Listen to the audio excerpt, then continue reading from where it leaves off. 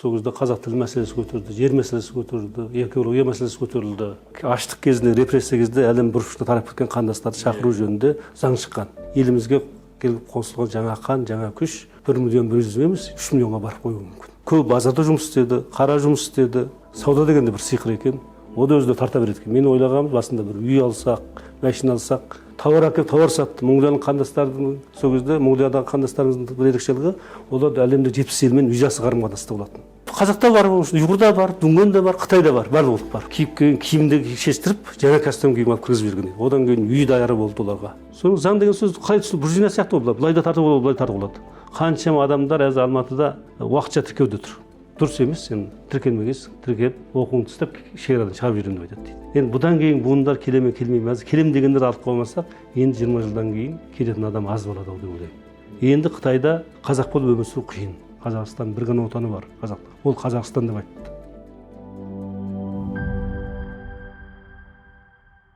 Саламатсыздар ма? Алтынбас YouTube каналының тұрақты көрермендері. Біз бүгін сіздермен 2024 жылы Қазақстанның азаматтық туралы заңына маңызды өзгерістер туралы әңгімемізді қозғайтын боламыз. Бүгінгі студиямыздың қонағы Отандастар қорының Алматы қаласы бойынша фронт кеңесші сарапшысы Омар Әлі Әділбекұлы. Қош келдіңіз аға. Қош көрдік, рахмет сіздерге. Қалыңыз қалай? Көңіл күйіңіз жақсы ма? Бәрі жақсы. Біздер бүгін Омар Әлі аға сізді шақырып отырған себебіміз осы көші-қон заңына енгізілген жаңа баптарды талқылайын деп шақырып отырмыз.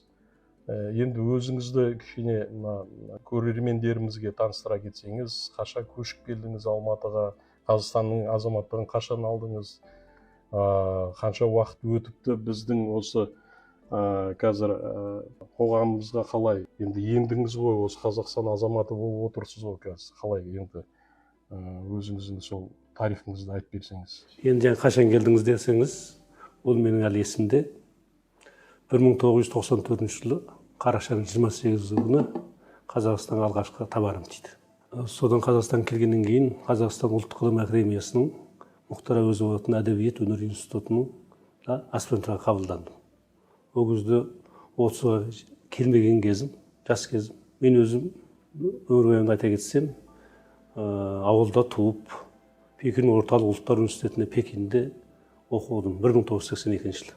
1986 жылы оқуды бітіргеннен кейін сол жерде жұмысқа тұрдым университетте 6 жылдай. Содан 92 жылы Үрімжіде қоғамдық ғылым академиясының мекемеге көшіп алмасып келдім. Сол жылдарда Қазақстан тәуелсіздік жариялады 91 жылы. Содан бастап біздің енді Қазақстанның аңсарымыз ауды. Қашан Қазақстанға барамыз? Өйткені біз Пекинде университетте оқып жүрген кезде Қазақ әдебиеті газеті, Жұлдыз журналы, сол біздің орталық университеттің кітапханасында барылатын, соларды оқитынбыз. Сол кезде Қазақ әдебиеті керемет газет болды, Шерхан Мұртаза Оралхан Бөкейдің басқаруындағы. Сол газетті күндегі апта сайын бір ай мөлшерінде келеді бізге шыққаннан кейін. Бірақ соны үзбей оқимыз. Содан кезде Қазақстанда болып жатқан құбылыстар, оқиғалар бәріне жат болдық. Сол кезде қазақ тілі мәселесі көтерілді, жер мәселесі көтерілді, экология мәселесі көтерілді. Соның бәрін көріп, оқып, біліп, сезініп, Қазақстанның бір бөлшегі айналып кеттік десек те болады. Ал ол кезде Қытайдың бір реформа, қайта құру бастап жатқан кез 78-ден бастап. Ол кезде Азаттық радиосы болсын, батыстың газет журналдары Қытайда еркін тарайтын. Ал енді біздің тағы бір хабарымыз Азаттық радиосының Қытай тіліндегі мен қазақ тіліндегі радионы тыңдайтынбыз. Ең жаңа хабарларды содан естиміз. Ал сол кезде Азаттық радиосында Алашорда, зиялылардың ақталғаны, ақтаңғы жылдары қазақ әдебиет газетін соның бәрін оқыдық, көрдік. Соның рухани жақтан даяр болып тесті болды. Соның 92 жылы Үрімжіге бір топ Қазақстан зиялылар келді, академия адамдар. Солармен кездесіп қалдым. Сол кезде менің жетекшім болған кейін академик Серік Қирабаев ақсақалмен таныстым. Соны жалпы өзім таныстырдым. Мен сол кездегі академия басшыларды таныстырды. Соны ол кісі бол Қазақстанға оқуға кел, аспирантқа қабылдаймын деп айтты. Сол бойынша Қазақстанға туыстық жолмен келдім ең алғаш. Келгеннен кейін ана кісіні академик Серік Секеңіз деп таптым. Соны ол кісі 11-ші айға қарай аяғында имтихан қабылдап, мені аспирант қылып қабылдап алды. соны 3 жылдай ұлттық ғылым академиясында аспирантурада оқыдым. Сол аралықта үйлендім, әйелім келді, онан кейін балаларым Қазақстанда дүниеге келді, 2 ұлым, 2 ұл 1 қызым. Енді Қазақстан қоғамына кірісіп кеттік. Енді бізге келген жылдар қиын жылдар еді. Нарық басталды. Біз ол кезде басында бәріміз романтик болып келдік. Қазақстан тәуелсіздік алды. Қазақстанда жоғары білімді адамдар өте көп. Бүкіл өнеркәсіп системасы қалыптасқан, оқу, білім системасы жоғары, ол кезде Қытайдан жоғарылады. Осындай ел дереу дамып кетеді. Енді керемет күндер болады деп келгенбіз. Бірақ біз келгеннен кейін мен 94-11 айда келдім. Онан кейін 95-96 нарық басталды. Бізде сол кезде стипендия айлап емес, жарты жылда, 3 айда маусымда әрең тиетін. Қанша 10 жыл болсаң да, қанша жүрсең нан тау жеуің керек қой. Отбасын асырауың керек. Айналаңа қарауың керек. Соны қарасақ, айналадағы адамдардың бәрі Қытайға барып сауда істеп жатыр екен. Ал Қытайды өзіміз жақсы білеміз, тілін жақсы білеміз. Содан кейін қашан қашып жүреміз. Бізде ел естіген тілді көрейік деп, осы Қазақстанға Қытайдың тауарлары келді. Егер сол замандарда бір 2000 долларың барып, Қытайға 2 рет барып келсең, көзін тапсаң, өзгін бізде тауарлар жетіспейді ғой. Соларды алып келіп сатқаннан кейін, 2-3 айландырғаннан кейін, көзін таба білсең, дұрыс тауар талдай білсең, бағасы жақсы, үй сатып алуға болатын. Содан кейін бізде амалсыздан саудаға кірістік. Енді елдің бәрі қайда біреулер келіп осы жерде жұмыс істеп ақша тауып жатыр екен. Хат танымайтын адамдар, сол кезде саудагерлер көп қой, хат танымайтын. Солардың өзі жұмыс істеп жатыр. Оның қасында біз тіл білеміз, екі елдің жағдайын жақсы білеміз. Біз неге жұмыстан бұл шетті қаламыз деген кеспен сол кезде академиялық жастардың, аспирант оқыған жастардың 80-90% саудаға өтті. Бәріміз сауда істеп, сол айландырған 2 жылда ар жаққа жағында үй алдық, жағдайымызды дұрыстадық, одан кейін машина алдық. Енді бұндай сөз бар ғой, потпол деген бір сиқыр деген сияқты.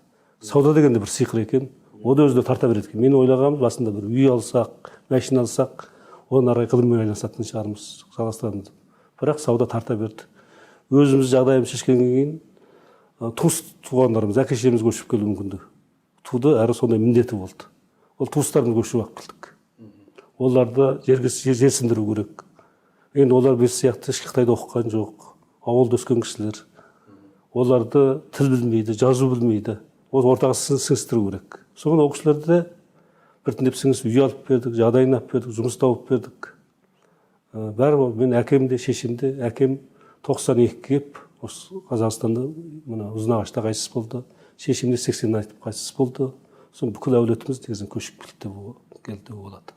Енді 32 жыл бойы сіз осы көшіп келдіңіз. Сол кезде жаңа Нұрсұлтан Назарбаев құрылтай өзіңіз айтып отырсыз ғой, шақырған кезде қандастарымыз бері қарай шақырған кезде ол кезде оралман болдыңыз ғой сіз, оралман. Қазір енді екінші президентіміз Тоқаев осы жақында шығып сіздердің мәртебелеріңіз көтеріп тастады, бәрі оралман емес біздің қандастар деп. Бірақ оның жаңағы айтуымен бірдей жаңағы азаматтық жаңағы алу туралы заңына бір жаңа баптар енгізілді, дұрыс қой? Сол жайлы айтып берсеңіз, енді қалай қазіргі жағдай келіп жатқан қандастарымыз, бұрында қанша адам келіп еді, бұрынғы заңмен қанша адам келіп еді, қанша жағдайлар дұрысталған, одан қалған азаматтар, Қазақстанда азаматтығын алып қалған азаматтар кеткен, мүмкін сол кезде келіп ол жерде азаматтық алып, сосын біраздан кейін шығып кеткен азаматтар қанша санын білесіз бе? Ендеше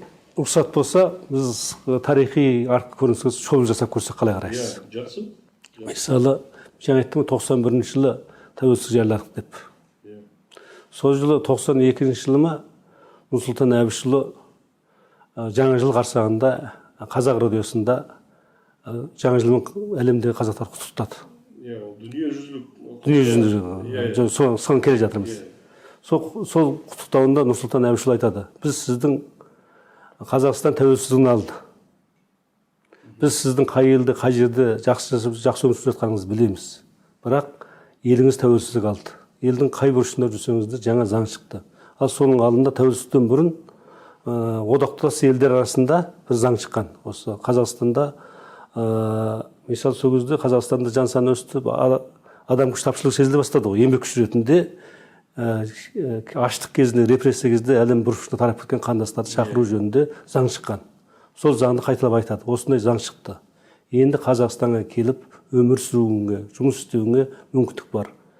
Келіңіздер, біз сіздерді қарсы аламыз деді. Содан кейін сол кезде жазушы Смағұл Елубай алыста ағайынға ашық хат деген бір мақала жазды. Қазақ әдебиетінен шықты.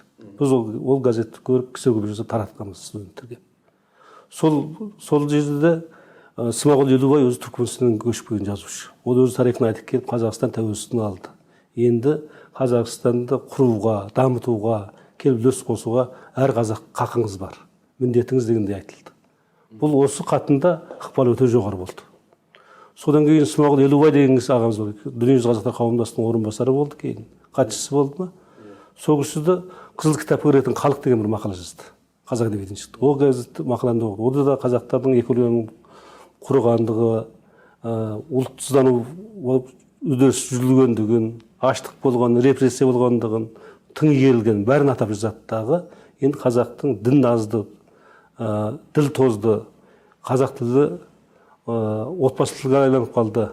Енді келіп қазақты көркейту керек дегенді айтты. Осы хаттар бізге қатты әсер етті. 92 жылы екен Нұрсұлтан Әбішұлы Түркияға, бізді Түркия бірінші рет мойындады ғой тәуелсіздік жариялағаннан. Сол Түркияға сапарға барады. Сол жерде мәрмәр қонақ үйінде қасында Қазақстан жазушы одағының бірінші секретары Қалдарбек Наимбаев деген үлкен жазушы қайраткер кісі бар. Бір топ делегация барады.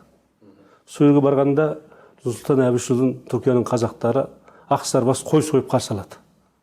Тау өтіп, сиініп, осына тәуелсіздік алдық, біздің көсеуіміз келді деп аэропортта күтіп алады. Бұның бәрі Нұрсұлтан Әбішұлына әсер етеді. Соның мәрмәр қонақ үйіне барған кезде Монғолиядан келген қандасымыз айтады. Жақын сол кезде қырғыздарда дүниежүзі қырғыздардың құрылтайын ашамыз деген бір жоспар болған. Бірақ ол кейін ашылмай қалды деймін. Сол жерде Монғолиядан келген қандасымыз Нұрсұлтан Әбішұлынан сұрайды. Жақында қырғыздар құрылтай өткізбекші. Сіздердің ойларыңызда ондай жоспар жоқ па дейді. Сол жерде Нұрсұлтан Әбішұлы Қасым Қалдарбектен сұрайды, Қалдарбек Наимбаевтан. Бізді осындай құрылтай өткізу мүмкіндігіміз бар ма дейді. Бар деп айтады. Сонысын айтты, біз енді бұл істі қолға аламыз дейді. Сол Нұрсұлтан Әбіш қайтып келгеннен кейін жазушылар одағына тапсырады. Содан кейін дүниежүзі қазақтарының құрылтайына дайындық басталады. Енді алғаш басталғанда жазушылар одағының қоғамдық ұйым ғой енді. Оның потенциалын білесіз. Оның кейін олардың қолында қаржы, билік жоқ. Уақыт таяп қалады.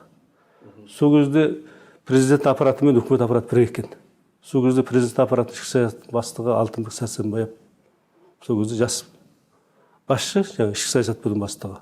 Соған талдау түседі, соғысқа айтылады. Содан кейін жаңа комиссия құрылып, арнаулы дайындалады. Сол кезде құрамында Смет Кеңесбаев, Манаш Қозыбаев, Серік Қираев, бір топ академиктер бар, танымал жазушылар бар. Комиссияның құрамына мүше 35 адам ғой ұмытпасам кіреді. Сонымен дайындық басталады. Оның бюджеттен 20 мың сом ба ақша бөлінеді. Сол кезде қаржы министрі, ішкі істер министрі бәрі соның құрамына кіреді. Соның дайындық басталғаннан кейін бұл құрылтай сол 1992 жылы 9 айдың 18 мен 22 арасында Алматыда өтеді.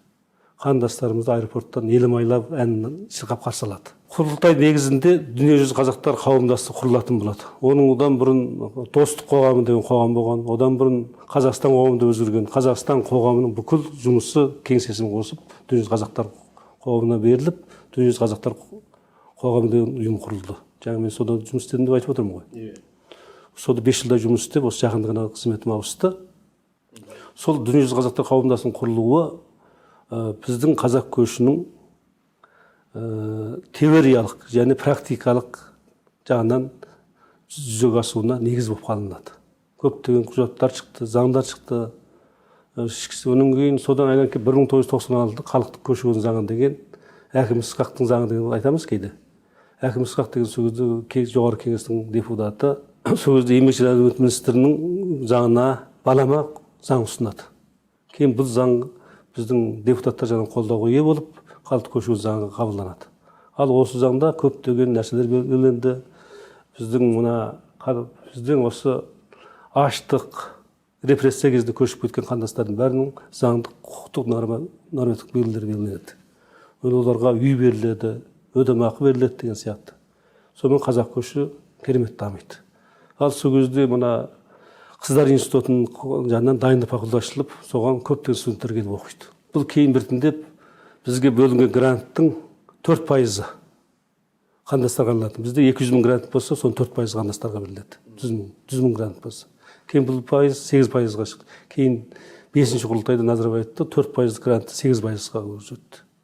Сонымен қазақ көші енді бір қалыпқа түсті, бір жүйеге түсті. Бұған енді Нұрсұлтан Әбішұлының сол кездегі сыртқы істер министрі болған Қасым-Жомарт Тоқаевның еңбегі зор, басқа да біздің ұлттық академиктер, ғалымдар осы салада етене еңбектенді. Ресми деректе 1.180.000 деп айтады. Қандас көшіп келді дейді. Мен сізге бір нақты фактілерге айтайын. Қазақстан тәуелсіздік алған кезде біздің жан санымыз 17 миллион деп айтылады. Содан 2000 жылға келген кезде қазақтың жан саны 14 миллионға түсіп қалды, 14 миллион 600 мыңға. Сол аралықта 5 жылда Қазақстан 3 миллион 800 мың адам көшіп кетті. Олардың бәрі, олар неміс ұлтының өкілдері, орыс, украин, Кавказ ұлттары, шешен, ингуш сияқты ұлттар, оның кейін грек ұлттары Қазақстан дүркіреп көшті. Кейін Түркістан құрылтайында, Түркістанда бір құрылтай болды, 3-ші құрылтай ойды ұмытпасам, Нұрсұлтан Әбішұлы Түркістанда, сонда Назарбаевтың сөйлеген сөзі бар. Біздің елімізге 860 мың адам көшіп келді деп айтады. 4-ші құрылтай 2010 жасы, 2010-ның ар жақ бер жағысы, 2009, 2010 болу керек. Енді осы 860 мың енді. Әзір қарап тұрсақ, 1.180.000 дейміз. Біз енді бұл жерде екі ұрпақ бар деп айтып болады ғой. Біз көшбасылар 35 мың. Мысалы 1989-дан мысалы ең алғаш Мұңжардан қандастар көшіп келген ғой. Семей облысына ал еңбек күштеріне алғашқы көш 30-60 Семей көшіп келеді. Осыдан бастап санасақ, ол 35 жылдан асып кетті. Екі ұрпақ өсті болады. Сонда олардың балаларын, немерелерін қоссақ, елімізге келіп қосылған жаңа қан, жаңа күш, ол 1.100.000 емес, 3 миллионға барып қоюы мүмкін. Мысалы біз қараңыз, 2018-19 жылы жан санымыз 220 миллионға шықты. Бұның енді табиғи өсім бар. Енді одан сырт қандастар көшіріп алып келдік. Біздің бұл кезде алған негізгі жобамыз әлемде бізде үлгі алатын израильдік жоба деген жоба болды. Израиль. 1945 жылы Израиль мемлекеті құрылды. Израиль ұлтын білесіз, әлем жер-жерден тарап кеткен ұлт. Бірақ Біріккен ұлттардың ұйғарымы бойынша Израиль мемлекеті құрылғаннан кейін әлемдегі Израильде жер алды. Содан кейін әлемдегі қарындастарын шақырды. Мысалы Қазақстандағы еврейлер, Ресейдегі еврейлер де солай көшіп барды. Олар солардың армиясының құрамында болды, өте ұлтшыл болды. Сонымен Израиль әлемдегі бір мықты елге айланды. Екінші жоба Германияның жобасы деген. Мысалы Германия өзінің екінші дүние соғысынан кейін бұлардың экономикасы қатты дамыды. Содан кейін Совет одағы тарағаннан кейін тараудың алдында екі Германия бірікті. Соның бірінші бұлардан еңбек күшке сұраныс көп болды. Еңбек күш жетіспейтін болды. Екінші Шығыс Германия, Батыс Германия қосылғаннан кейін еңбек күшке сұраныс көп болады ғой. Онан кейін әлемде қандастарын шақыра бастады. Сол кезде Қазақстаннан миллионға таяу немістер, Ресейден де, Қырғызстаннан да немістер бәрі көшіп барды. Олар тек костюммен көшіп барды деп айтады. Аңыз ба білмеймін, кітаптан ол газеттен оқығанмын. самолетқа барғанда киімді шештіріп, жаңа костюм киім алып кіргізіп жіберген. Одан кейін үй дайыры болды оларға. Оларға жер бөліп берді, жұмыс орны дайыры болды. Сонымен ол кезде Германияның экономикасы өте қуатты болатын, мықты дамыған. Олар сол халықты сіңіріп алып кетті бірақ. Біз осы үлгіні қолдандық. Мысалы біз немісті бізде көп тұрады ғой. Одан кейін біздің басшыларымыз Нұрсұлтан Әбішұлы болсын, сыртқы істер министріміз болған ұзақ жыл Қасым-Жомарт Тоқаев болсын, бәрі осы модельді жақсы біледі. Содан кейін Израильдің тағы бір керемет жері, Эфиопияда соғыс болды. Сол кезде тілдері ескі еврей тілінде сөйлейтін бір тайпалар бар екен. Бірақ олардың түрі өзгеріп кеткен. Соларды да мойындап кейін соның бәрі самолетпен көшіріп алды ғой. Бізде ең алғаш Сауд Арабиядан, Монғолиядан, тағы біраз елдерден біраз кісілерді Ауғанстаннан қандастарымызды самолетпен көшіріп келдік. Сол кезде қандастарымыз самолеттен түскенде жерді сүйген жағдай болған. Ол жөнінде кейін кинофильмдерді түсірілді. Осы екі модельді қолданғандықтан бізде енді көш дегеніміз, бұл енді мен ғасыр көштен кітабымда айттым, бұл енді ғасыр көші болды бізді нағыз. Бұл енді жылжай іздеп, тұрмыс іздеп келген халық емес бұлар. Бұлар тамырын табайын, тілін сақтайын, ділін сақтайын, дінін сақтайын, азат елде өмір сүрейін, саяси, экономикалық еркіндік жақтан құқық қорғалатын елде өмір сүрейін деп келген қандастар. Солар келді. Олар мысалы жұмыс үшін, мысалы сол кезде айтайық, мысалы тәуелсіздіктен кейін 10 жылда Қазақстанның экономикалық жағдайы өте нашар болды. Күнде ақша құнсызданады. Ақшаңыз 4 теңге болып шықты, жартысына жетпей 60-ға дейін құлпырады. Қаншама ақшалар күйіп кетті. Ал осындай қиындық кезде біздің қандастарымыз елге көшіп келіп, осы жергілікті халықпен бірге олар жұмыс істеді, көп базарда жұмыс істеді, қара жұмыс істеді, тауар әкеліп тауар сатты. Монғолияның қандастардың сол кезде Монғолиядағы қандастарымыздың бір ерекшелігі, олар әлемде 70 елмен визасыз қарым-қатынаста болатын. Сол визасыз қарым-қатынаста олар Қытайға да, Еуропаға да, Шығыс Азия елде, Түркияға бәріне барып, осы екі ел арасында сауданы жүргізді. Қанша адам жұмыс тауып берді, салық төледі. Қытайдағы қандастарымыз да сол біз сияқты жастар өте көп. Мысалы менің қатар достарым бар, Алматыда әзір бәрі бір ферма ашып алған, олар бюджетке төлеп жатқан салықтар көп, өте көп. Мысалы алды 500 адам жұмыс тауып беріп отыр. Арты 40-50 адам жұмыс тауып беріп, олардың айлығын беріп, арендасын төлеп, арендасын жер сатып алып, қанша жұмыс отбасын бағып өзіміз айналасына пайдасын тигізіп отыр. Алматыда кез келген мектепке барыңыз. Сол жерде қандастар мұғалім болып жүр. Мысалы осы 5 жыл болды ғой Тоқаев шыққаннан кейін бізде мұғалімдердің жалақысы жоғарылады. Бұрын мұғалімдер жалақысы ең төмен кәсіп болатын. Сонда кез келген мектепке барсаңыз, сол жерде 5-те 10 Қытайдан келген, Монғолиядан келген қандастар мұғалім болып жүрді. Олар аз қандай 100 мыңға жетпейтін жалақымен жұмыс істеді. Қазақ тілінің физика, математика мұғалімі әр сатысы. Олардың көбі біз жаңа көшірген бізге 4% квота бердік қой. Оны 8%-ға шығардық. Сол кезде Қытайдан көптеген жастар келіп оқыды осы жерге Алматыда. Сол кезде Қытайда мектептерде бір класста 30 бала бітірсе, соның 25-26-сы Қазақстанға кетті. Бұл көшінің алтын дәуірі кезі. Олар 2 месяц жұмысқа тұрған кезде жалақы өте төмен болатын мұғалімдердің. Бірақ солар сол орынды толтырды. Одан кейін өзіңіз білесіз, баспасөз саласында, газет журналдарда да Қытайдан, Монғолиядан келген қандастарымыз өте көп. Олар да аз қандай жалақымен жұмыс істеді. Бірақ әзір қарасаң, алды бір сайттың, бір газет журналдың редакторы болып отыр. Mesela елмен бірге өстік, қиындықты бірге көрдік, бірге тарттық. Ешкіміздің шекемізден қаққан жоқ, сен кімсің деп айтқан жоқ. Енді адамдар арасында елден бір елден бірге көшкенде белгілі жайсыздық болады. Жер су жақпай қалады, ана мынау. Оның бар басты емес. Бастысы жүрек таза болды дағы келген қандастарым бәрі сіңісіп. Әзір қарасаңыз, енді сізге нақты мысалы Алматы қаласында Ақкент деген ауыл бар. Осы өткен парламент сайлауында мен сөзге біраз депутат кандидат кісілерді алып бардым. Сол жерде 42 мың адам тіркеуде тұрады. 2019 жыл санақты. Сол жерге барсаңыз, сол жерде 20-дан артық 30-40-қа таяу кафе, ресторан істеп тұр. Одан кейін бутиктер кішкене, ұлт тамақтар сататын, бутиктерінде 40-тай бар. Шаш тараздан, шаш алатын. Біздің Қытайдан келген қыздардың көп шаш таразбен косметикамен айналысады. Одан да 20-30 ашылған. Соның бәрі 2 адам, 3 адам алды, 10 адамға жұмыс беріп отыр. Енді ол әзір сол Ақкенттен ары қарай апорт, оның ар жағында алма, ар жағында 3 районға қаптап жалғасып бара жатыр. Енді осының бәрі мемлекетке бірінші арзан еңбек күші ретінде келді.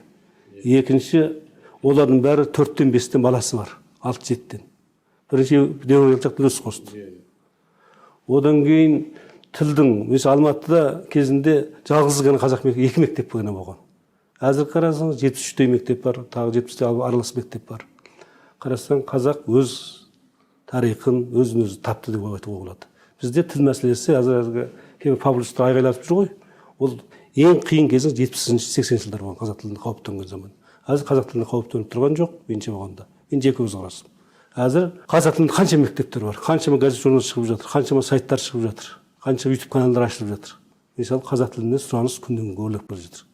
Біз жылайтын емес, енді осы кезде бізде қазақ тілінің сапасын көтеруге, қазақша білімнің, қазақша контенттің, қазақша неменедің сайттардың сапасын көтеруге күш салып, қазақша мектептерді ашып сапасын көтеруге күш салып. Енді біздің саннан сапаға көшетін мезгіліміз келді. Біз жылай бергеннен ештеңе өнбейді. Қазақ тілі оқып жатырмыз. Біз енді сапасын көтерсеңіз, елді баласына әкеліп оқытады ғой. Ал осындай қиын замандардан өтіп келгеннен кейін біз енді жақында, жаңа сіз айтып отырсыз, мысалы 30 қаңтарда біздің сибирліктану және жасанды интеллект министрлігі. Оның кейін еңбек және әлеуметтік министрлігі, ішкі істер министрлігінің 41-ші, 47-ші, 60-ші нөмірлі қарары шықты, құжаты шықты. Ал осыда не мәселе шешілді? Сосын біраз шу болып жатыр, халық түсінбей жатыр. Енді түсінуде қиын енді, шын айтайын. Енді қарапайым азамат ретінде айтайын. Өйткені біз осындай қиындықтар жеңіп келген кезімізде, мына осы заң шыққаннан кейін бізде енді жаңа көші-қон районын белгілеп берді. Ол да дұрыс дамудың белгісі. Мысалы 8 облысты бөліп қойдық. Мысалы Ақмола облысы, Павлодар облысы, Абай облысы, Шығыс Қазақстан облысы, Атырау облысы, одан сырт немен облысы, мына Солтүстік Қазақстан облысы, Шығыс Қазақстан облысы, осы облыстарға көшіп келген қандастарға қандас куәлігін береді. Қандас куәлігін бергеннен кейін бір рет көмек беріледі. 6 миллиондай ақша есеп. Бұрын 5 миллион болады. 4 миллион 800 мың еді, 6 миллионға таяп қалды.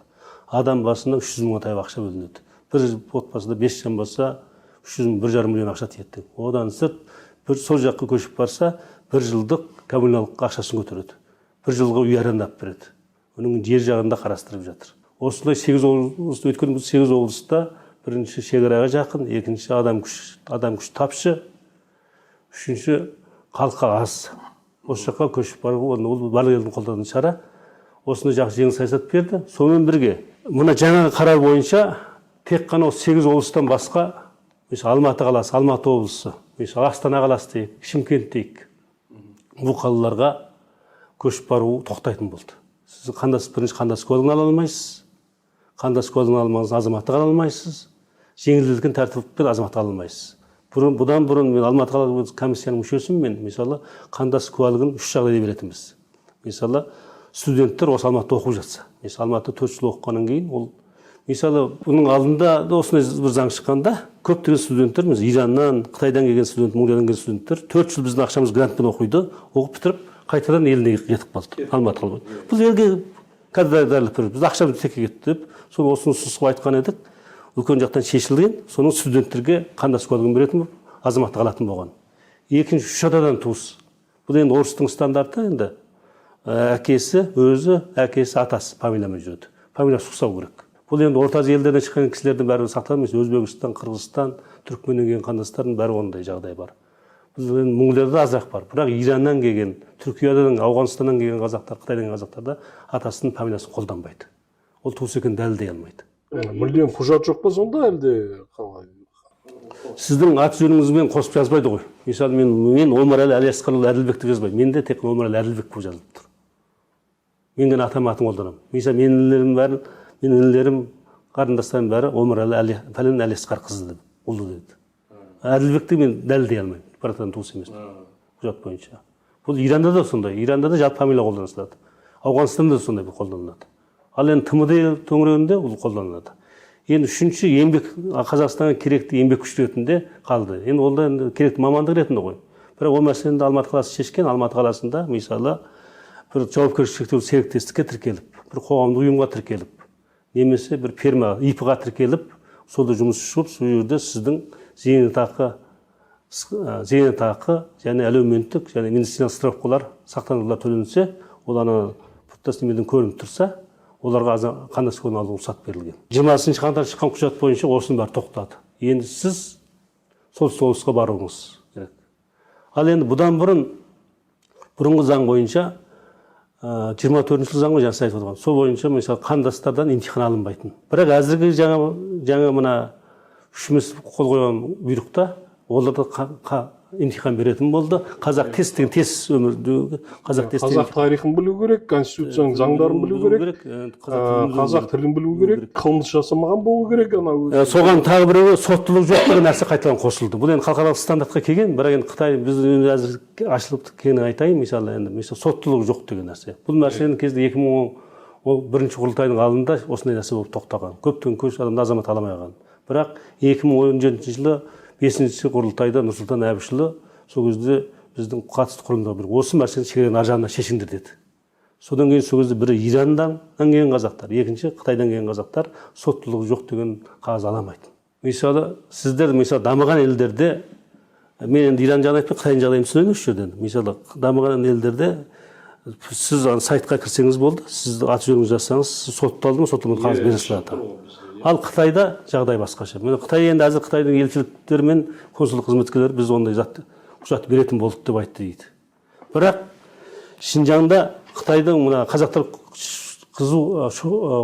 көп орналасқан Шинжаңда заң бар, жергілікті саясат тағы бар. Жергілікті заң. Мысалы, сіз кез келген азаматтарда шетке шығу құжаты болмайды, толық құжат болмайды. Оны алу үшін сіз сол өңірдің аудандық сақшыға, полицияға, болмаса аудандық көші-қон бөліміне өтініш жазасыз. мен осындай шетел туысым бар, болмаса жұмыспен шетелге маған осындай құжат беріңіз дейді. Сіз одан сіз 8 мекемеден, мысалы ол жерде діни мекеме бар, дін істер мекемесі деген. Сол мекемеде де мынау діни ағымдарға ерген адам емес деген сияқты справка жазып береді. Дін жағынан сенімді. Одан кейін ол жерде бізді кәдімгі ЖК дейміз ғой, тұрғындар районы. Қытайда тұрғындар районының адамдарына үлкен құқық берілген. Олар сол үйді солар бақылайды, сол жерден рұқсат алады. Сол жерге барған тұрғындар районына барғаннан кейін маған анықтама жазып бер дейді. Мен осындай құжат көптім. Ол анықтама бергісі келмесе бермейді. Өйткені олар ана заман қаны. Қытай енді Шинжаң дегеніңіз айтып болады. Мысалы өзі көп дінді, көп ұлтты район ол, өлкө. Ол жерде жалғыз қазақ емес, ұйғыр, Қытай, дүнген, сібе, моңғол барлық ұлт бар соғырланған. Сол ұлттар арасында да белгілі жерде түсінбестік бар. Ал енді Қытайдың өзінде мемлекеттік қызметкерлердің шетелге шығуына мүлде рұқсат жоқ. Ал пенсияға демалысқа шыққаннан кейін де 3 жыл 5 жыл уақыт керек. Ал осындай себептер түрлі қайшылықтарды себебінен кейін ана жаңа айтып отырмын ғой, ЖК-ға ерекше құқық берілген тұрғындар районына. Мысалы олардың мұндай мүмкіндіктері бар. Бақылап, таңертең ерте тұрып, кім ораза ерте тұрып, ораза ұстап ораза айында. Сол тезінен бақылайды. Үйлер аралап жүреді. Содан кейін кім күмәнді? Осындай діни радикалдығына байланысы бар. Кім шетелге барып көпке барады? Кім әрбір көп жүреді? Осындай көптеген енді кездегі советтік жүйеден алған жүйе ғой енді. Осындай белгілерді оларға пәрмен берілген, құқық берілген, оны олар асыра орындайды. Сол жақтың тыңшылары ғой сонда жүрген. Енді тыңшылар дейсіз ба, бақылаушылар дейсіз ба? Оны өзіңіз. Жоқ, өзіміздің қазақтың ішінен шыққан тыңшылар нелер ме, әлде Қытайлар ма? Олардың барлық қазақта бар, ұйғырда бар, дүнгенде бар, Қытайда бар, барлық ұлт бар. Ол қызметкер ғой сол жерде. Оған айлық береді. Сол үшін сол айлық алады, айлық алады. Содан кейін енді қазақтардың шетелге барып келіп жүргендерін көп басқа ұлттар түсінбейді, түсінгісі де келмейді. Бұл неге шетелге барып шапқылап жүреді, біз неге шықпаймыз деген сияқты. Көпұлтты елден осылай шығады. Жеке бастық, мысалы үлкен Пекин саясаты дұрыс шығар. Мысалы Пекинде мұндай проблема жоқ. Сондықтан да Шинжаңда көп қазақтар, мысалы басқа районға, ішкі дамыған өлкелерге, Пекинге, Шанхайға, Гуанчжоуға пропискасын көшірді. Мысалы Ақсай деген бір район бар, аудан бар, Гансу деген өлкеде. Соған да көп қазақтар пропискасын көшіріп барып, сол Қазақстанға соларға келіп жатыр. Енді ана жерге барса, мысалы, оған айтады ғой, мысалы, жаңағы барған кезде паспорт қолына тиді енді. Жүгіріп, шапқылап жүріп алды, жол жүріп. Паспорт тигеннен кейін Қазақстанға келгеннен кейін азаматтық аламын дейді ғой. Бұл жерден сіз ана көші-қон парағынан шығып кел, содан кейін соттылық жүгін алып кел десе, ол қайтадан барып сұраса, шетелге шыққан адам ол бере алмайды. Жауапкершіліктен қашады. А мекеменің басшысына барса, сен баяғыда алғансың ғой, шығып кеттің ғой, біз саған рұқсат бердік қой. Енді саған мен не үшін беремін? Өйткені ана жерде мекемеде отырған адам, оған белгілі жауапкершілік бар жаңағы. Тұрғындар үйін басқаратын, ЖК-ны басқаратын адамда, ол албатты адамға шетелде жүрген адам анықтама жазып бере алмайды. Бергісі де келмейді. Осындай Қытайдың жағдайы біраз күрделі. Оны біздің ана дипломаттар, біздің жоғары билікті кісілер көп білмейді, түсінбей жүрге бармаған. Олар Пекинмен сөйлеседі. Енді Пекиннің Астанада елшілігі бар, Ақтөбеде елшілік консулдығы бар, Алматы консулдығы бар. Ал бұда жұмыс істейтін кадрлардың бәрі Пекиннен, ішкі Қытайдан келгендер. Бұларды бірде-бір кезінде Шинжаңнан бір адам істеген, осы Алматыда. Әзір оны өзі ауысып кетті. Әзір бірде-бір Шинжаңнан адамдар жоқ. Олар да Шинжаң жағдайын біле бермейді.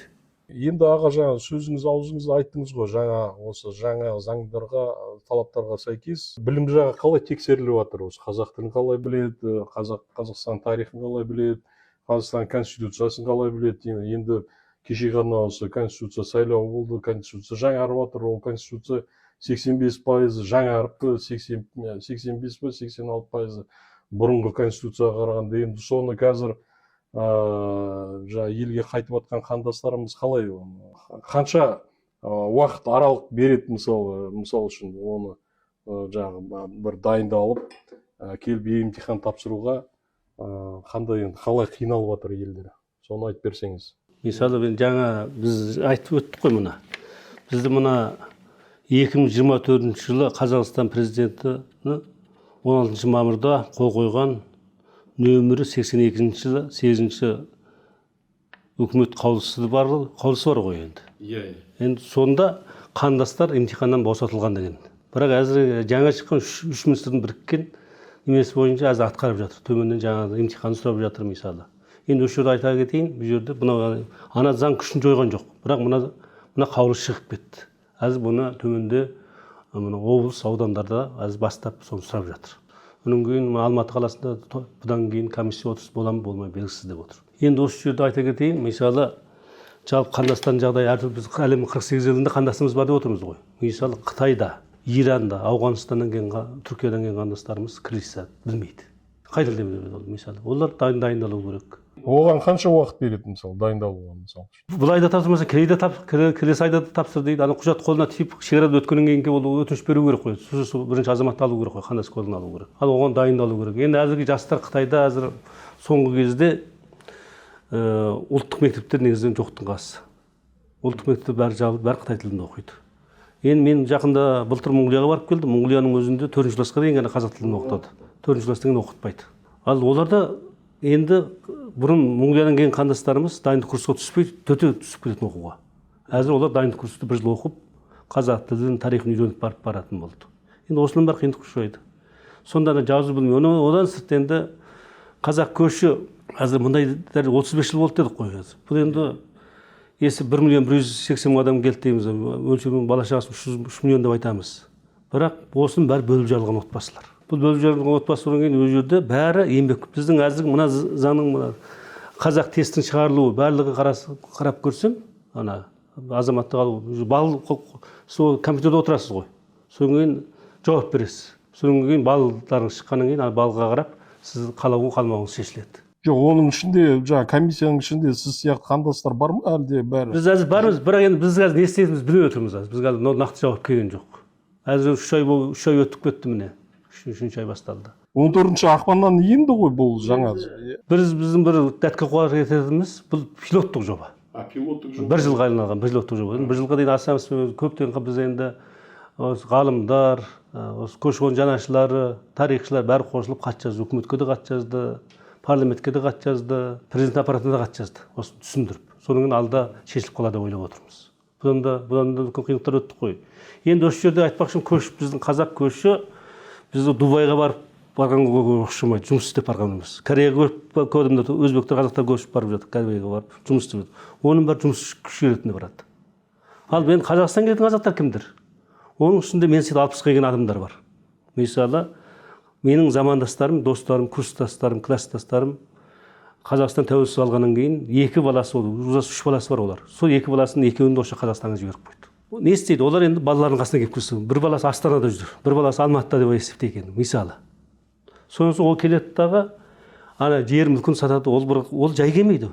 Бір қаржымен келеді. Ол келіп үкіметтен үй сұрамайды, жәрдемақы сұрамайды. Өз пенсиясы Қытайда бар шыққан. Ол пенсиясы кемінде 13 миллион 708 мың теңге миллиондай пенсия алады. Қазақстан. Ол келгеннен кейін ол Атырауға көшіп бармайды, Семейге бармайды. Ол Қостанайға көшіп бармайды. Ол Алматыға тұрады. Ол Алматыдан келіп үй аламын дейді. Баласымен бірге, отбасы бірге керек қой, біріккен отбасы, баласы отбасы тұрады. Немересін ойнатқысы келеді. Пенсиясы соған жұмсағысы келеді. Ал өз аяғымен келетін адамдар болады ғой, мысалы 60-дан асқан, 50-ден асқан. Ал ол кезде оны тұрғызбай, сен Атырауға барып тұр, сен Қостанайға барып тұр десе, ол қайтып тұрады жоқ. Сол үшін өз аяғымен келіп тұрып, осы жерде қалам деген адамдарға рұқсат беру керек. Рұқсат беру керек деп ойлаймын. Оларға мысалы, олар бірінші үй сатып алады. Қазаққа бюджет ақша құйылады. Екінші, Қытайдан алған зейнетақысын жұмсайды. Әзір Қытайда мемлекеттік қызметкерлер келмейді. Мысалы, дәрігер, мұғалім, әрқайсы мекемеде жұмыс істейтін адамдар, оларға рұқсат жоқ. Оларға құжат паспорттарын жиып алған. Бірі кәсіпкерлер келеді. Екінші айтпақшым кәсіпкерлер мысалы. Біз тәуелсіздіктен кейін мына Қытайда 1978 жылдан бастап кәсіпкерлікпен айналысқан жастар шықты. Кәсіпкерлердің 2,5 буын қалыптасты. Монғолияда 2 буын қалыптасты. Өзбекстанда 2 буын қалыптасты. Мына тәуелсіздіктен кейін. Сен осылар кәсіпкерліктер келу үшін Алматы, Астана негізі бизнес ордасы. Біздің Қазақстанда 20 қала облыс бар десек, соның тең жартысы Алматы облысы, Алматы қаласы, Жетісу облысы, Жамбыл облысы, Оңтүстік Қазақстан облысы, Түркістан облысы осы жерге орналасқан, осы өңірге орналасқан олар. Олар Қостанайда емес, олар Ақтауда емес. Ақтауда 500 мың адам бар. Ал олар кәсіпкерлер келіп бизнеспен айналысады. Бизнес алғанда олар бизнес Қостанайда 400 мың адам бар, не бизнес жасайды ол жерде. Нарықтың бәрі Алматыда. Олар келіп Алматыға келіп өз ақшасымен ықтиярға алып, өз қандас куәлігін алып, соны оның құжат жеңіл болу керек қой. қалып осы жерге инвестиция салу, ақша салуға болады. Ол келгеннен кейін ол Қытайда завод ашқан адамдар, Қытайда екі елдің арасында жүріп сауда істеген адамдар, олардың бәрі.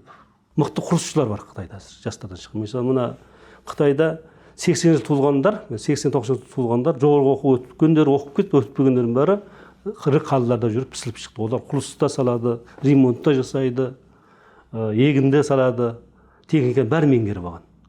Оларға тек қана құжат дұрыс болса, ешкім шетке қақпаса, қалған ар жағын өзі жасау. Үйінде өзі сатып алады, бала шағасын өзі көшіріп келеді. Осындай адамдарға мүмкіндік беруіміз керек қой.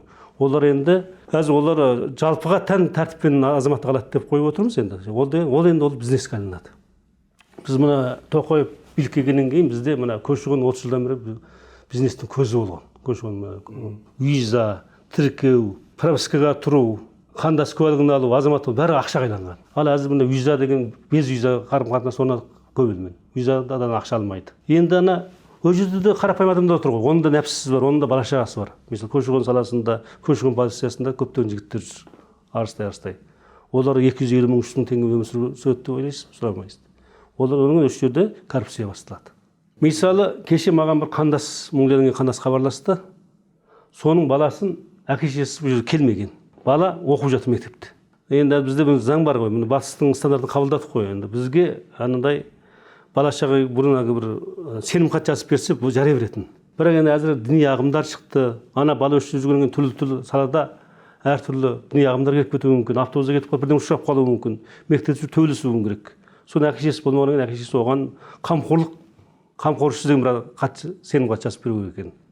Соны қалдырып жатқан. Енді сол бала барған екен, визасын ұзартып, жоқ, сені депортация жасаймын депті. Көші-қон полициясы Алматы қалалық Алатау ауданында тұрады. Сен әке-шешесі келмесе, мына балаға енді оқып жатыр ма, не істеп жатыр, оған қарамайды ана кісі. Сен сөз депорт жасаймын, мынау дұрыс емес, сен тіркелмегенсің.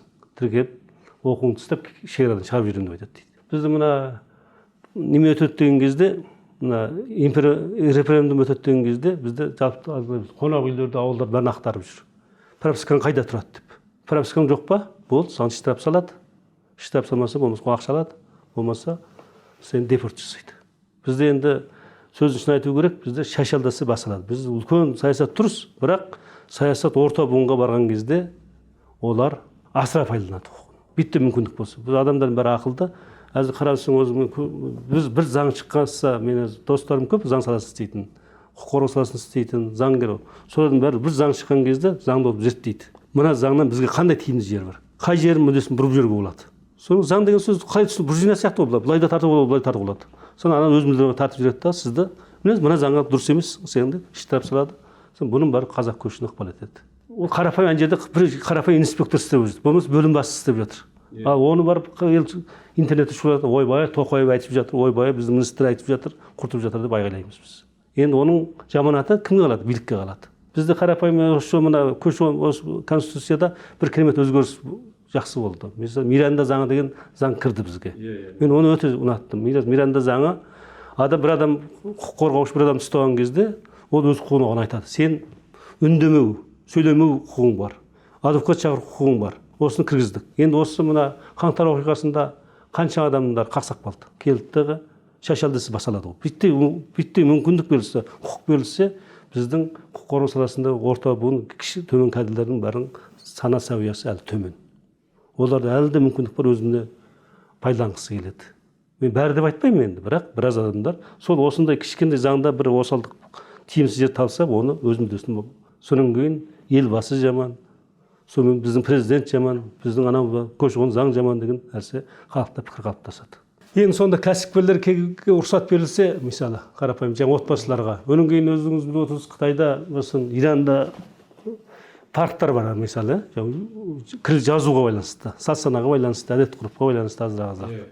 Енді соның бәрін шулатып жаза бермеу керек. Біздің мына көші-қон жақсы. Мен өзім осы соны 3 кітап шықты, сол бір кітабында көші-қонның жақсы жақтарын жаздым. Біз енді көші-қонда Орта Азия елдерінде бірінші елімізде отырмыз ғой, мысалы. Жаңа айтпадым ба? Мысалы, Ауғанстанда 10 миллионнан 12 миллионға таяу ма тәжік бар. 3 миллион өзбек бар, 1 миллион түркмен бар. Бірақ бұлар бірде-бірін шақырып отырған жоқ.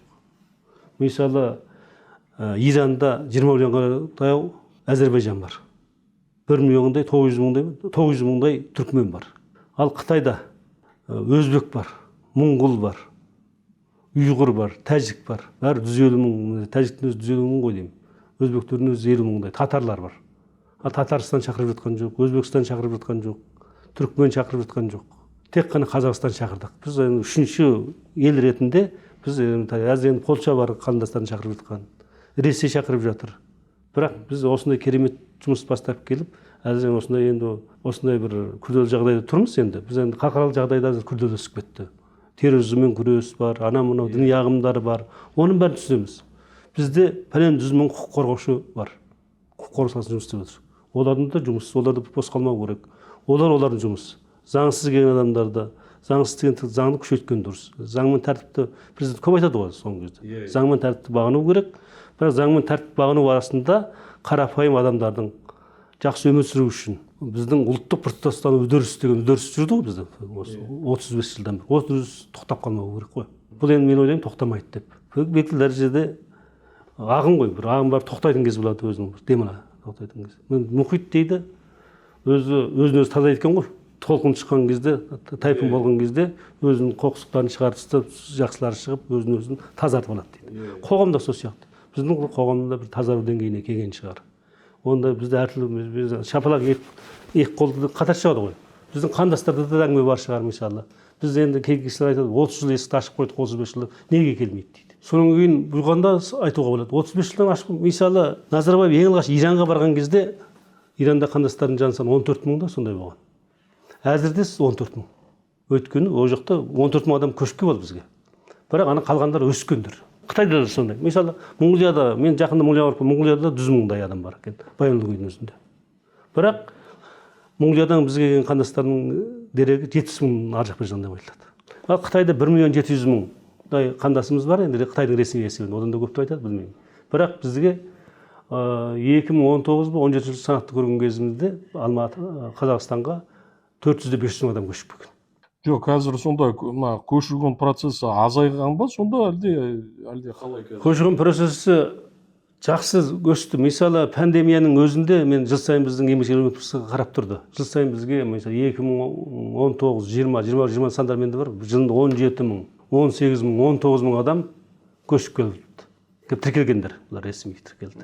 Соның өзінде 200 мыңдай адам, 5 жылда 200 мыңдай адам көшіп келді. Ал сонда көші-қон тоқтаған жоқ, бағыт өзгерді. Бірақ енді әзірге мына үш министрліктің біріккен неменесі бойынша осында сәл қиындайды. Процесін қашан көреміз енді осы қиындап мысалы үшін заң? Әзір шет көріне бастады, мысалы баланы қуып жатыр мысалы. Енді ол сіздің Алматының өзінде 500-дей бала оқиды Қытайдан келіп. Қытайдан келіп мен есімім кей кезде Алматы қалалық білім басқармасының бастығы шақырып екеуміз ақылдасқанбыз. Осы балаларға қайтеміз. Өйткені бізде Қытайда бізде заң күшейіп келеді ғой.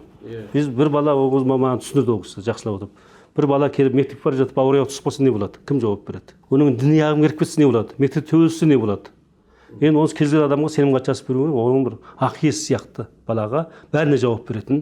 Сол баланың қамқоршысы сияқты деген атаумен сенім жасап берсе, содан кейін ана мындай болашақта бұл енді болады. Мысалы, ана бала бірден ұшырап қалса, мектепті сотқа береді ғой. Mesela мемлекеттік мектептер содан алудан қорқады. Жеке мектептер ала береді, оларға ақша керек. Енді осыны да шешуге болады. Енді жаңа кісіге айтып отыр, Монғолиядан келген бала өзі 8-9 класс оқиды екен, сол балаға қайтып кетсін. Әке-шешесі жоқ, қамқоршысы жоқ деп айтады дейді. Көші-қон полициясы визасын ұзартып бермей. Бұрын тіркеп қоятын ғой. Енді Алматы тіркемейді ғой енді. Енді онда қанша адам осының бәрі зарлайды. Қаншама адамдар әзір Алматыда уақытша тіркеуде тұр. Солардан тіркей алмаймыз енді. Мына ісқасы. Жалпылама тәртіппен тіркейміз. Енді ол ақшасы барлар санаулы ғой. Біздің енді Қытайда қазақтардың көбірек айтып кеттім, жақсы білемін ғой. Екі баласын үміт күтіп, бәрін Қазақстанға жіберіп жатыр. Ал сол бір баласы келсе, аяғы тисе, артынан әке-шешесі келмекші.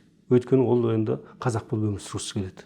Енді Қытайда қазақ болып өмір сүру қиын. Мысалы, Қытай болып өмір сүремін десең, жақсы өмір сүресің. Айлық та жоғары, пенсия да жоғары, әлеуметтік көмек те жақсы. Медицина сақтандыруда бұрын жоқ болған, әзір кірді. Бұрын мына Малшы диқанда медицина сақтандыру жоқ болған. Әзір кіріп жатыр. Мысалы, қарапайым мысал, Қанат Ислам деген боксер біз Қазақстанға көшіп келді. Қазақстан көптеген жарыстарға қатынасты, неменеден әзір туымыз болды. Енді былтыр 2 жылдың алдында Тоқтархан деген жігіт Ханчжоу Азияданың бокстың алтын белгісін алды, сол қанаттың шәкірті. Сол жігіт әз Қазақстан шақырсаң келмейді. Өйткені ол ана жерде шарт жағдай өте жақсы. Ол рекламаға шығады. Көптеген клубтармен келісімшартқа келді. Әз Қытайда ол енді ақша жағынан, материалдық жақтан жағдайын өте жақсы жасап қойды. Енді бұдан кейін буындар келе ме келмей ме, келем дегендер алып қоймасақ, енді 20 жылдан кейін келетін адам аз болады деп ойлаймын. Енді Қытай қарқынды дамып жатыр ғой. Дамып жатыр ғой. Депортацияға ұшыраған адамның санын білесіз бе? Шамамен осы өзіңіз айтып отырсыз, 30-32 жыл бұрын келдіңіз Алматыға, Қазақстанға, Қазақстанның азаматтығын алдыңыз. Енді содан бері қанша адам мысалы депортацияға ұшыраған? Мен енді соны, мен енді елге қалжыңда баяғыда бір кісілер Қытайға көшемізді маған звондаған. Көшіп кетсе қалай көмектесесіз? Мен айттым, мен келгендерге көмектесем, кеткендерге көмектеспеймін деген. Оның саны көп болды ма сол кезде? Онда көп емес, бір 5-6 семья ғой енді. Мысалы Қытайда бір семья, бірақ оларда барғаннан кейін жағдай жақсы. Қайта бізде қазақта сөз бар ғой, қайтып келген қыз жаман деген сияқты мақал ол жерде де іске асып жатыр. Мысалы барғандарында жағдай керемет деп ойламаймын мен. Кетіп қалғандар бар. Өз еркімен кетіп қалғандар бар. Мысалы азаматтар. Енді олар қазір қайтып барғандар, оларды қалай қабылдайды ана Қытай азаматтығын? Енді сразу былай келген адамға сразу бере сала ма, әлде олар енді кейбіреулер қалпына келтіріп жатқандар бар екен. Қытай саясаты енді Қытайдың 5000 жылдық, 2000 жылдық тарихы дейміз, адам зерттеу тарихы. Қытай қоғамы әзір енді ең кемелден дамып тұрған кез ғой енді. Адаммен жұмыс жасауға жағын олар енді қатырып жасайды. Сені құртып жіберем десе де, өсірем десе де, бәрін жіңішкелікпен ойлайды. Барлық мүмкіндік қалдырады. Соның кейін олардың саясатында немелер көп бұндай мүмкіндік. Андай былай да созуға, былай созуға болатын. Қытайда сөз бар, азықты қолдан. Оң қолмен ұр дейді. Ұрып естен тандыр, сол қолмен сылап сипа дейді. Екеуі қатар жүреді. Ал енді Қытайға енді мені депортацияны нақты санын алмаппын енді өкінішке орай. Енді бұдан кейін көңіл бұдан ешкім сұраған жоқ, бірақ онша көп емес деп ойлаймын. Енді ел болған соң, mesela жер су жақпай қалады, ауырып қалады. Бірден ұшақ болған. Көш болғаннан кейін ол қоғамдық құбылыс қой енді. Оның әртүрлі себептен одан трагедия жасаудың керегі жоқ деп ойлаймын. Мысалы бір облыстан бір облыс көшіп барып та қайтып көшіп келетін адамдар болады. Оның қасында бір елден бір елге көшіп бару деген ол енді бұл бір күрделі құбылыс. Соның онда енді жан-жақты ойлаған дұрыс деп ойлаймын. Енді бірақ енді біздің енді әзірге мына заң іске асса, біраз халыққа ауыр болайын деп тұр. Онан кейін Қазақстанның сыртқы имиджіне де жақсы болмайтын отыр. Қытайдағы менің достарым, мысалы Вишадаға хабарласып еді, Қазақстан қуып жатыр екен оралмандар дейді. Сізбен қазындар өздеріңді оңып тұрған жоқсыңдар ғой деп қалжыңдаймын ғой. Сендер артық сөйлеуге де болмайды ғой. Енді жығылып жатып сүрінгенген күлгендерің дұрыс болмайды деп қойдым. Бірақ енді бүгін енді ыңғайға қайтып отырмын. Иншалла бізге сәл асығыс қабылданған шешім болды. Бірақ көш түзеледі, орында бір оңалар дейді. Бірақ бұл енді Құдайға шүкір бұл пилоттық жоба. Әзір 3 ай өтіп кетті міне. Енді ар жағынан 9 ай қалды ма? О 9 айға жетпей бәлкім де шешім қабылданатын шығар деп ойлаймын. Өйткені Тоқаев ең алғаш біздің президентіміз сайлауға түсер кезде, президент сайлауға Маңғыстауға барып мәлімдеме жасады. Сол кезде шетелдегі қандастарға көмектесу біздің парызымыз деп айтты. Қазақстан бір ғана отаны бар, Қазақстан. Ол Қазақстан деп айтты. Рахмет аға, әңгімеңізге көп рахмет. Өте қызық әңгіме айтады екенсіз. Енді біз сіздерге осы көші-қон заңы жаңарып, кішкене пилоттық жоба деп отырсыз ғой, енді соның бір қалпына келсе деп тілейміз. Себебі біздің қандастарымыз отанға оралғанына да тілейміз, қазақтың санын көбейгенін тілейміз. Қазақ болу керек қой, сол үшін енді бұл заңда жаңа айтып отырсыз, енді көш жүреді түзеледі деп, соған бізде сенім артамыз. Енді біз мынау официальный статистика дейді ғой, енді біздер осы хабарға дайындалған кезде сұрау жібердік көші-қон басқармасына. Сондағы статистикаға назар аударсақ, 2025 жыл Қазақстан азаматтығын 21 мыңнан астам адам алыпты. Оның ішінде 26 жылғы алғашқы 2 айдың ішінде 3 мыңнан астам адам Қазақстан азаматтығын алып, сонымен қатар өткен жылы 21 мыңнан астам адам азаматтығы тоқтатылып, оның ішінде 68 адам президент жарлығымен, ал 21.700 адам азаматтығын жоғалту ішкі істер органдарымен тіркелген. бұл енді официальный статистика. Енді шамамен былай статистикаға сүйенсек, кеткенмен келген адамдардың саны бірдей шамамен. Қымбатты көрермендер, өз ойларыңызды комментарийға жазыңыздар, бөлісіңіздер, Алтын бас YouTube каналына тіркеліңіздер. Біздер осы әрқашанда осындай бір қызықты тақырыптарды қоғамда болып жатқан, қызу талқыға түсіп жатқан мәселелерді қозғаймыз, әрине. Рахмет. Жақсы Біз енді өткен ғасырда Ұлы Абай айтқан ғой, біріңді қазақ, біріңді өз көрмесеңіздің бәрі бос деп. Одан кейін Садыр Абай айтты, әр қазақ менің жалғызым деп. Соны біз, әр қазақ біздің жалғызымыз, жалғызымызды аялайық. Біз өзімізді өзіміз аямасақ, кім бізді аяйды? Дұрыс айтқаныңыз. Рахмет.